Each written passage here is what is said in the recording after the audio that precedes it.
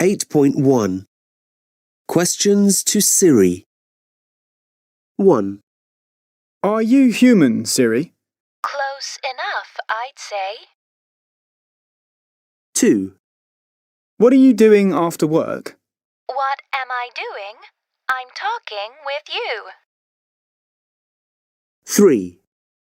Where have I put my keys? They'll probably be in the second to last place you look. 4. When will pigs fly, Siri? When they figure out how to buy tickets. 5. When is the world going to end? As long as you keep me charged, we should be just fine. 8.2 AlphaGo, a breakthrough for artificial intelligence. Why was it so important when the computer program AlphaGo beat a human at the Chinese game of Go in 2016?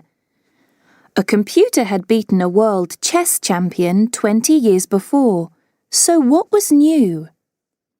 Well, Go is more difficult and demanding than chess, and the computers that used chess programs could only do what humans had programmed them to do. AlphaGo was a new kind of program which learns by itself. It learned 150,000 human games of Go and then played against itself over 1 million times each day. It quickly learned from its mistakes and developed a style of play that was so individual it shocked even its creators. Real artificial intelligence had truly arrived, along with all the hopes and fears of what it might mean for our future. 8.3 Experts give their views on artificial intelligence. Lee Sedol, professional Go player. Robots will never understand the beauty of the game the same way that we humans do. After his defeat, Lee said that he hadn't expected AlphaGo to play the game so perfectly. Demis Hassabis, creator of AlphaGo. It's very exciting to start imagining what it might be able to tackle next. Hassabis thinks AI is still decades away from human-level intelligence, but could soon help solve problems such as climate change and cancer. Nick Bostrom, philosopher. Machine intelligence may be the last invention that humanity will ever need to make. Bostrom says that the machines will then be better at inventing than we are, but he warns us that we must make sure they follow our preferences, not their own. Stephen Hawking, cosmologist. Success in creating AI would be the biggest event in human history. Unfortunately, it might also be the last. Hawking worries that the development of artificial superintelligence could be the end of the human race. Nigel Shadbolt, AI professor. The danger is not artificial intelligence, it's natural stupidity. Shadbolt agrees that AI machines might do things we don't expect, but says they're not going to take control unless we're stupid enough to invite them to. Kim Simmons, AI consultant. AI can help us to focus on what humans are uniquely good at. AI may mean that more jobs are done by machines, but Simmons says they won't be able to compete with us in creativity and human-to-human skills. 8.4 Discussing grammar. 1. Are you driving to France next week? We're not sure. We might fly this time. 2. Aren't you going to take a jacket? No, I'm not. The forecast said it's going to be very warm today. 3. Do you fancy going to the cinema this evening? Sorry, I'm working late tonight. How about tomorrow night? I'll call you. 4. What are you doing Saturday night? I'm not sure yet. I may go round to a friend's house to watch the football, or he may come round to mine. 5. Are you not going to have any wine? No, I'm driving everyone home. 6. Are you still having problems with your neighbours? Yes, they've been getting worse. We're going to try and move. 7. Oh no! 3-0 down at half-time. Come on, you never know. I think we could still win. 8. You're out every night. You won't pass those exams next month, you know. I know. I'll work harder nearer the time. I promise. 8.5. Is a robot going to take my job? 1. Jessica. Some news stories are already written automatically, sports and business ones where it's mostly the numbers and names that change. That'll happen more, but I don't think machines will ever replace really good journalists. And I'm going to take time off and write a novel next year. Now, a machine writing a truly great novel about what it is to be human, that's not going to happen. 2. Rob. It's obvious machine intelligence is going to take over a lot of the work junior lawyers have done in the past. But I'm fine with that. I'll be happy for a machine to do all the boring research into past cases. A brilliant lawyer has to know how to play on human emotions in court, and a robot won't be able to do that. 3. Derek. Well, they say these driverless cars could take over the roads, so my job's not safe. But there's going to be accidents for sure. And then there'll be big problems. I mean, like, who'll be to blame? The car? The bloke that programmed it?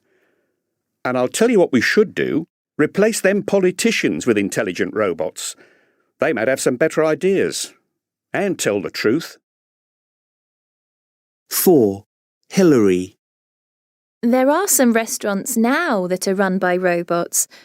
People may go for it because it's new and different, so yes, my job is at risk. But they'll soon miss the human contact. And really, it depends on us to make the most of that. I mean, a slow, rude, unhelpful waiter or a robot? Which are you going to choose? But a warm, friendly, funny waiter or a robot? The human's gonna win every time. 8.6. 1. I think my job will be safe. No robot could do it. Yeah, I don't think you'll have a problem. 2. I don't think you'll like that film. It's a bit too violent. I won't go and see it then. I hate violence. 3. I think you and Joe will get on well. You have a lot in common. Yes, I think we could become good friends. 4. I don't think we'll eat here again. The food wasn't great. Yes, I'm certainly not going to leave a tip. 8.7. 1. It's not going to rain. There isn't a cloud in the sky. 2. You're not going to die. You've only got a cold. 3. Liverpool are going to win. It's 4-0 with 10 minutes left. 4. She's going to get a divorce. She's already been to a lawyer. 8.8. A brighter future.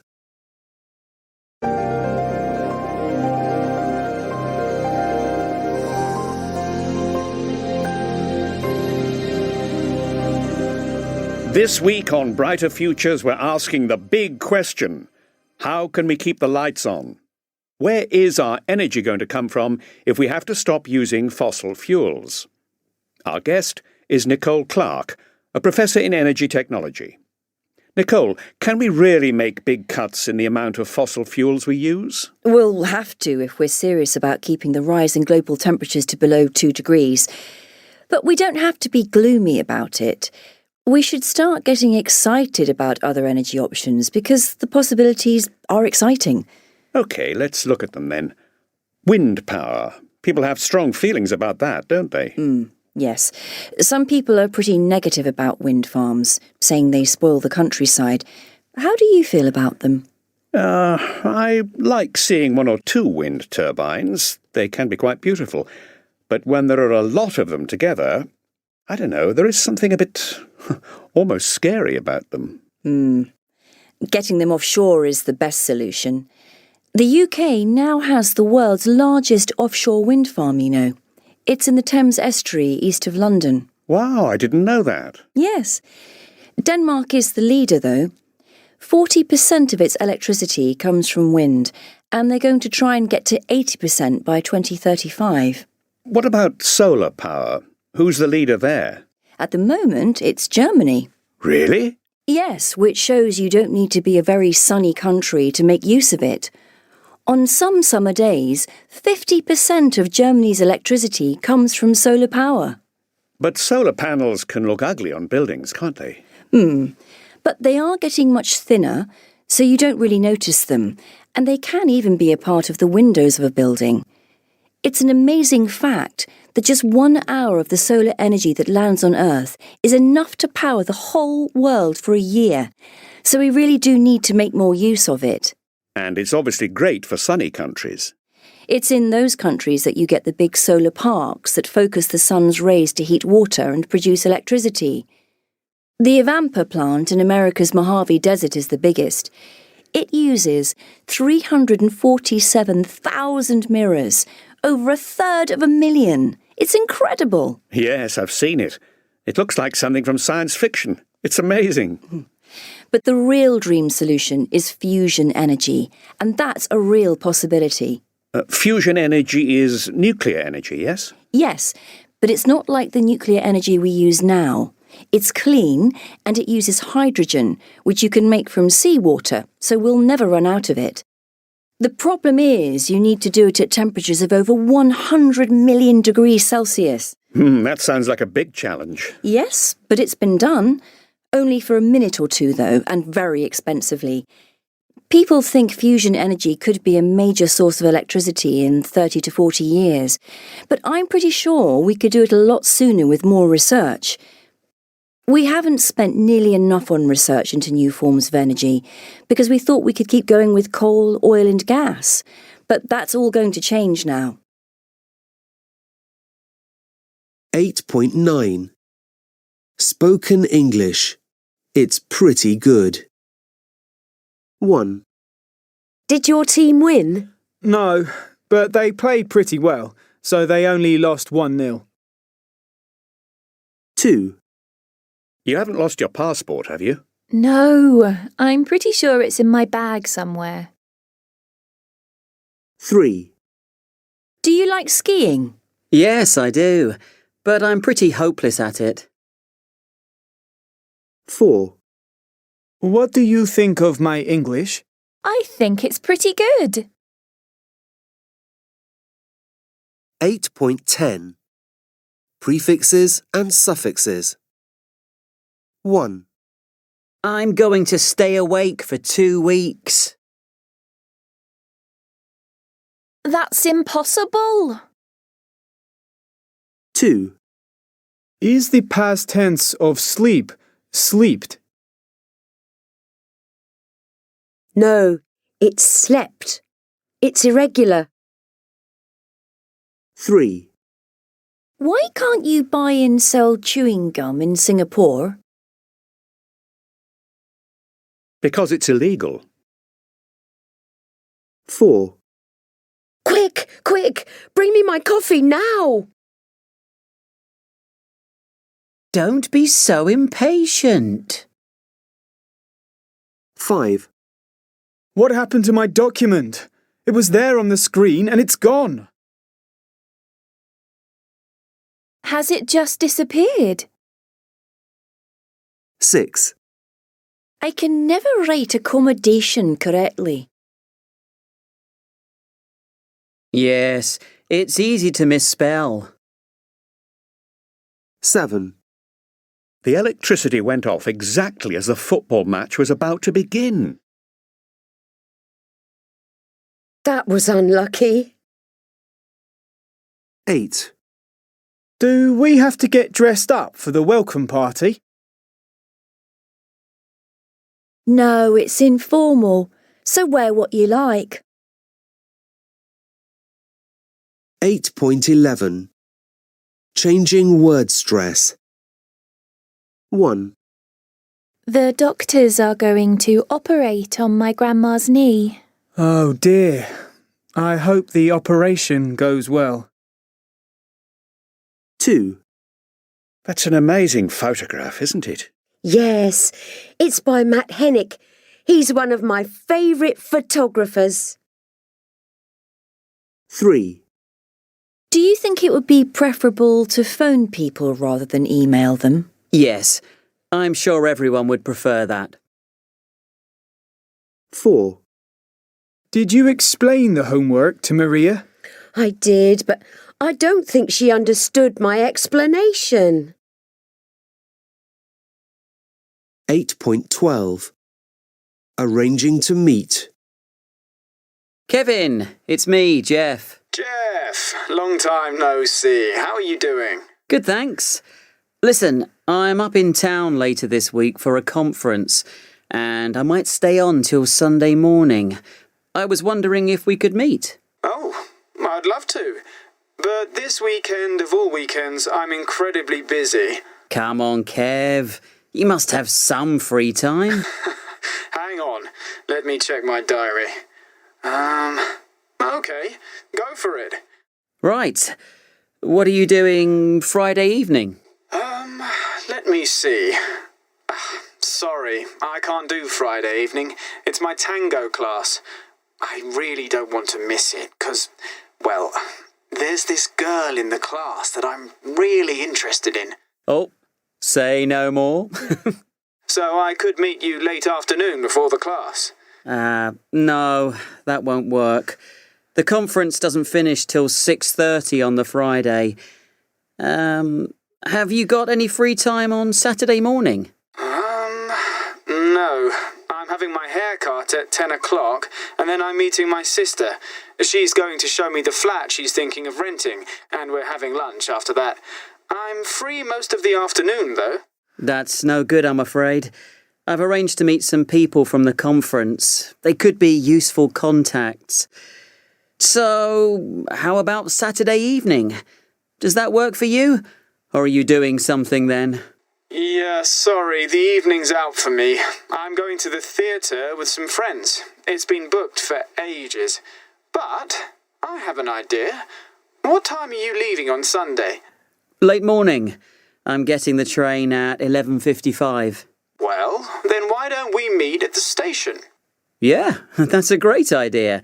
We could have a coffee there. I've got a better idea. There's a cafe next to the station that does a really good full English breakfast. Let's meet there and have breakfast.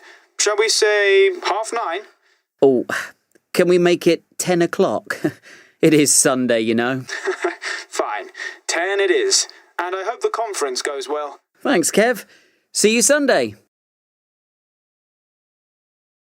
8.13. Pronunciation. 1.